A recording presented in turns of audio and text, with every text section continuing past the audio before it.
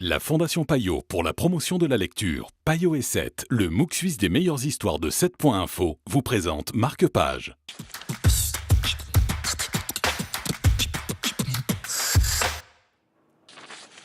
Bonjour à tous, bienvenue dans Marque-Page. Bonjour Naomi. Bonjour. La saison des ouragans de Fernanda Melchor, c'est une histoire qui est inspirée à la base d'un fait divers. Alors, tout à fait. Et pour tout vous avouer, j'ai pris ce livre complètement au hasard parce que la couverture me plaisait bien. Et la couverture illustre tout à fait, c'est un mélange de vie et de mort.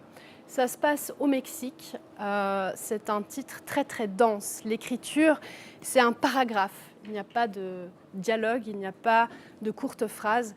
Tout est en un bloc, comme un espèce de cri, un énorme cri qu'on pourrait pousser pendant toute une vie en fait. Et, ça décrit la vie d'une petite ville dans laquelle vivent des petites gens qui sont malheureusement extrêmement pauvres et qui doivent se débrouiller comme ils le peuvent. Et tout ça est mis en scène le jour où on découvre le cadavre de la sorcière de cette petite ville qui est découverte. Et en fait, on remonte le fil des événements qui mènent à ce meurtre. Et c'est un cri déchirant d'une femme en fait, qui a toujours été décrite comme étant la sorcière, je l'ai déjà dit. Et en fait, c'est une femme qui est très utile parce qu'elle guérit les petits maux. Elle écoute les autres femmes du village, pendant que les hommes, eux, malheureusement, n'ont rien d'autre à faire que de boire, se battre et se droguer. C'est un cri sur le Mexique aussi, sur une qualité de vie qui est malheureusement très très loin de ce que nous, on peut avoir. Des gens qui sont laissés pour compte et qui n'ont rien d'autre que la prostitution, l'alcool et la drogue.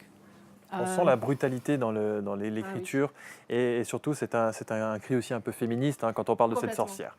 Merci Naomi d'avoir été avec nous. La saison des ouragans de Fernanda Melchor, c'est notre conseil littéraire du jour et je vous retrouve très bientôt pour de nouvelles aventures sur la télé.